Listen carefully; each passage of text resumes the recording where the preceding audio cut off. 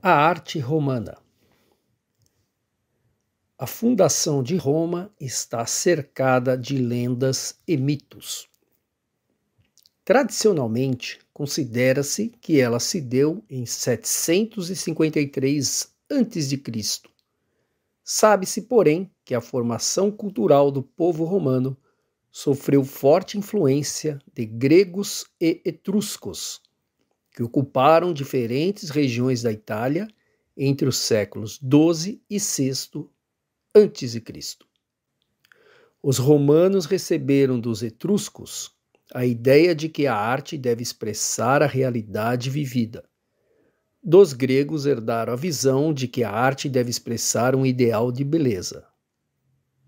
A escultura é uma forma interessante de observar a influência de etruscos e gregos.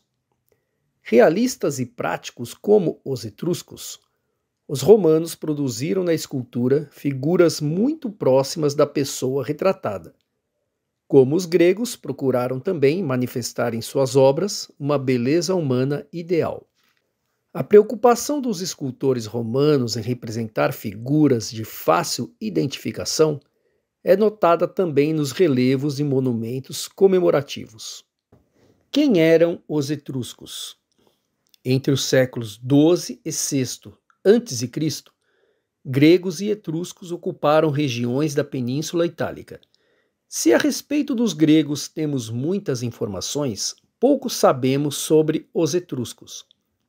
Eles teriam vindo da Ásia e não construíram um grande império, mas dominaram os povos itálicos do norte e do oeste do rio Tibre.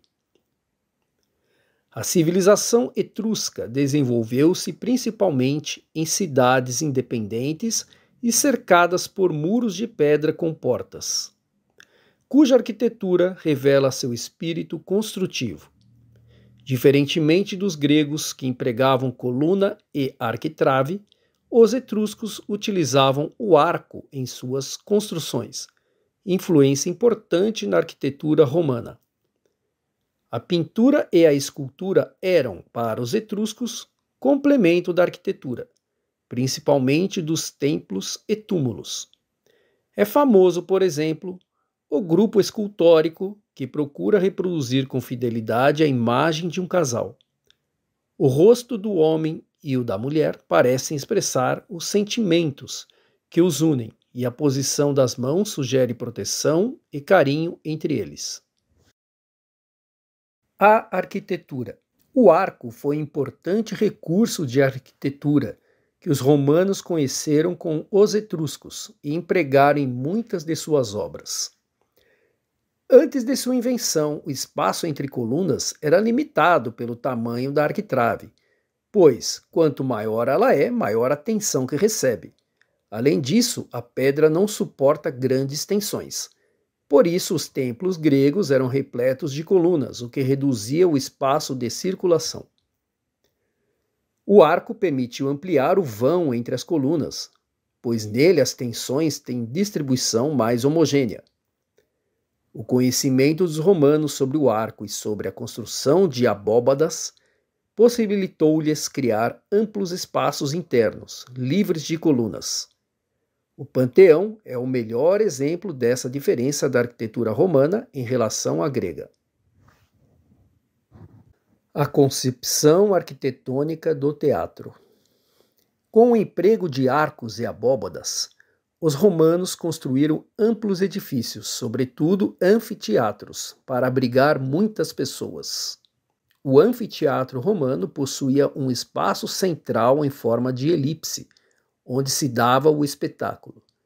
Em volta dele ficava o auditório, composto por um grande número de fileiras de assentos, que formavam uma arquibancada. Assim era o Coliseu, o mais belo dos anfiteatros romanos.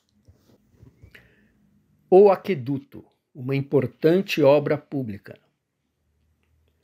A arte e a capacidade de construção dos romanos revelam um povo de grande espírito prático.